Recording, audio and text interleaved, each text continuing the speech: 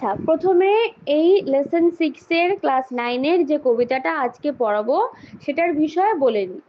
এটা হচ্ছে যে একটা এমন টাইম যে সময় আকাশে কুয়াশা দেখা দিচ্ছে এবং সেই কুয়াশা জমা দেখে, মেঘ জমা দেখে আমাদের যে লেখিকা, মানে মহিলা কবি, তার নাম এমিলি জেন ব্রন্টি, ওনার ছোটবেলার কথা মনে পড়ছে, ওনার ছোটবেলায় বাবার কথা মনে পড়ছে, ওনার ছোটবেলার স্মৃতি মনে পড়ছে। এই কবিতাটার যে একটা ভাব, মানে হয় না প্রত্যেকটা কবিতার ভাব থাকে, যে হাসির কবিতা, খুশির কবিতা, আনন্দের কবিতা, দুঃখের কবিতা, কিছু হারানোর কবিতা। এটা হচ্ছে একটা নস্টালজিয়া কবিতা। নস্টালজিয়া মানে কি, কোনো পুরনো কিছু ভেবে আমাদের মনের মধ্যে একটা হু হু করে ফিলিং ওঠে না, যে ইস ছোটবেলায় কি দারুণ কাটাতাম, ইস স্কুল লাইফটা কি সুন্দর ছিল, ছোটবেলাটা কত ভালো ছিল। এই রকমই একটা অনুভূতি নিয়ে আমাদের মহিলা কবি এমিলি জেন ব্রন্টে আজকের কবিতা লিখেছেন, যার নাম হলো mild the mist upon the hill. Mild মানে হচ্ছে হালকা, মিস্ট মানে হচ্ছে কুয়াশা, আপন মানে হচ্ছে উপরে, হিল মানে হচ্ছে পাহাড়। তাহলে পুরো কবিতাটার নাম কি হলো? পাহাড়ের উপরে হালকা কুয়াশা। বোঝা গেল? এখানে এবার দেখো, সেকেন্ড প্যারায় কবি পরিচিতির পরে নীল কালার দিয়ে কবিতার সম্পর্কে কিছু কথা বলেছে।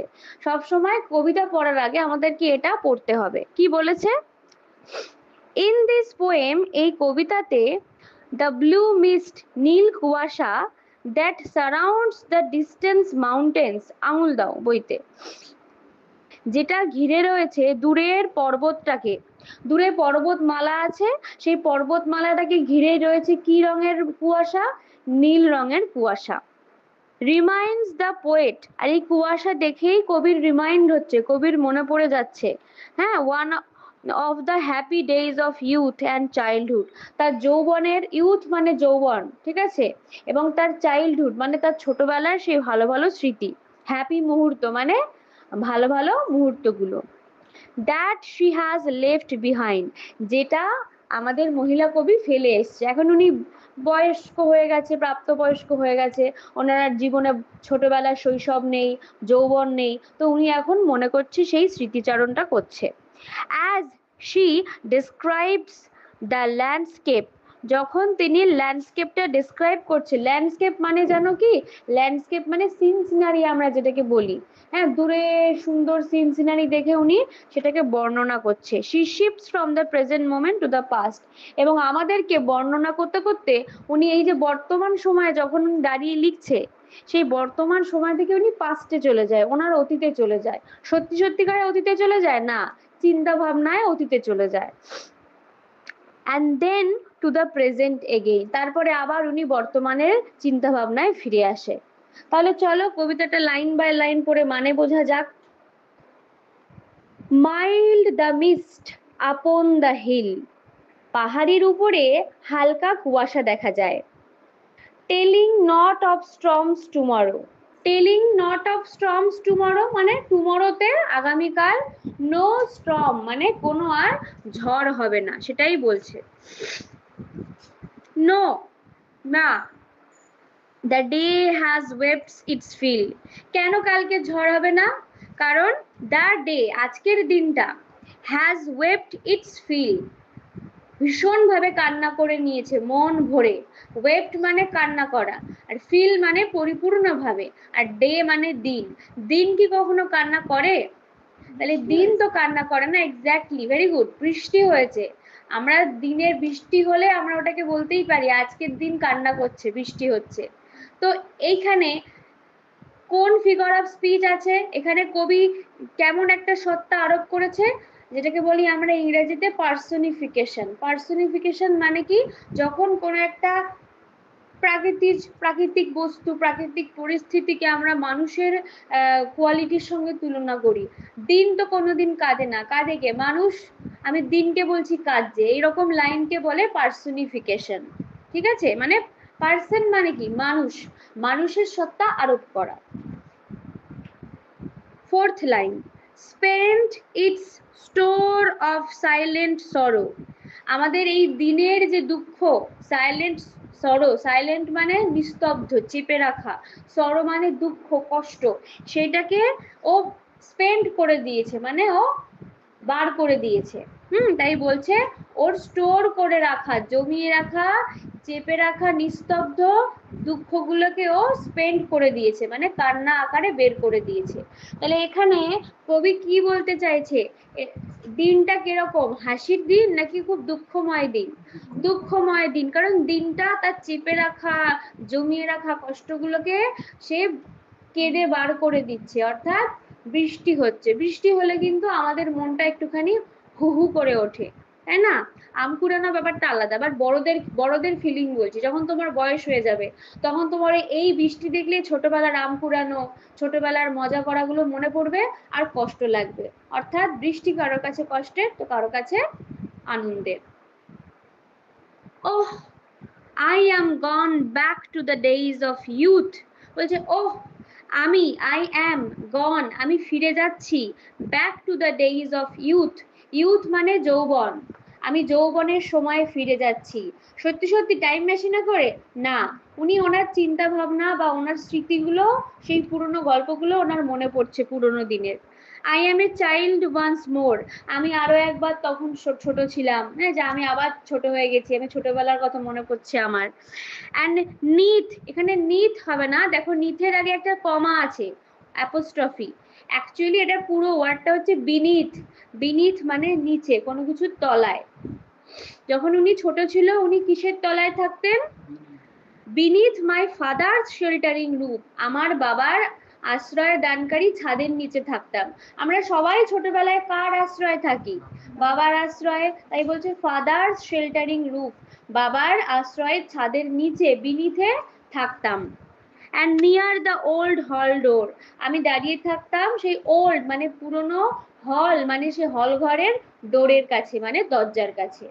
তাহলে এই দুটো প্যারাতে আমরা কি বুঝলাম?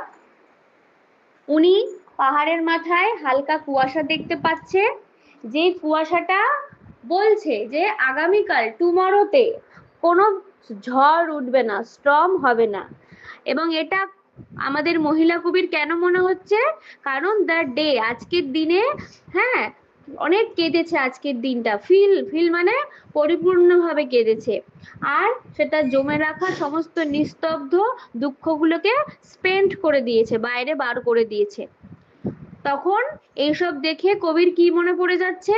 তার সেই ছোটবেলার ইউথ, যৌবনের কথা মনে পড়ে যাচ্ছে। ওনার মনে হয় উনি যেন আবার সেই ছোট্ট বাচ্চা হয়ে গেছে, এবং উনি ওনার বাবার আশ্রয়ের রুফ মানে ছাদের নিচে আছে। আর কোথায় আছে? নিয়ার দ্য ওল্ড হল ডোর, পুরনো হল ঘরের দরজার সামনে। এটুকু বুঝতে পারলে? Third para, I watch this cloudy evening fall, আমি দেখছি যে সন্ধ্যা নেমে আসছে। সন্ধ্যাটা কেমন? ক্লাউডি, সন্ধ্যাটা কেমন? মেঘলা, cloudy. After a day of rain, একটা পুরো দিন বৃষ্টি হওয়ার পরে যে যখন সন্ধ্যা নামছে, সন্ধ্যাটা কেমন? ক্লাউডি মানে মেঘলা সন্ধ্যা। ব্লু মিস্ট, নীল কালারের কুয়াশা, সুইট মিস্ট, মিষ্টি কুয়াশা, অফ সামার পাল, গ্রীষ্মকালের সঙ্গী এরা। পরীক্ষায় যদি প্রশ্ন আসে, সামার মানে গ্রীষ্মকাল, গ্রীষ্মকালের পল মানে বন্ধু কারা? ব্লু মিস্ট আর সুইট মিস্ট, অর্থাৎ নীল কুয়াশা, মিষ্টি কুয়াশা। এই নীল কুয়াশা আর মিষ্টি কুয়াশা কোথায় দেখা যাচ্ছে? লাস্ট লাইনে আছে, দ্য হরাইজনস মাউন্টেন চেইন। হরাইজন মানে জানো কি? হরাইজন মানে হচ্ছে তুমি যখন একটা মাঠে দাঁড়াবে এবং দূরে দেখতে পারবে জঙ্গল আকাশের সঙ্গে মিশে গেছে, ওই যে একটা সীমারেখা তৈরি হয়, আকাশ আর ধরিত্রী পৃথিবীর যে একটা মিলন স্থান, দূরের ওই সিনটাকে বলে দিগন্ত, ইংলিশে বলে হরাইজন। তো সেই দূরে পাহাড় দেখতে পাচ্ছে, ওদের তো এলাকায় পাহাড় আছে, তাহলে ওদের তো আর জঙ্গল দিগন্ত হবে না, ওদের দিগন্ত কি হবে? পাহাড় আর আকাশ। সেই হরাইজনে কি দেখতে পাচ্ছে? মাউন্টেন চেইন আছে, মানে পর্বতের মালা।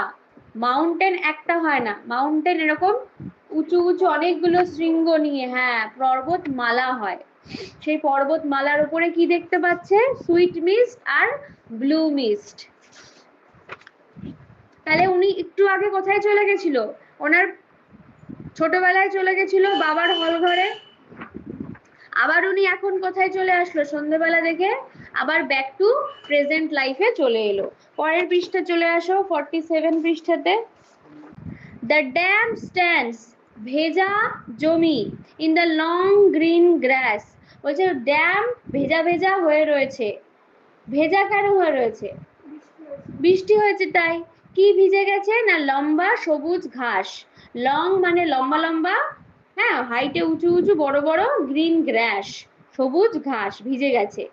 As thick as morning tears, এতটাই ভিজে গেছে যেন দেখে মনে হচ্ছে সকালবেলার চোখের জল। মর্নিং টিয়ার্স, সকালবেলার চোখের জল।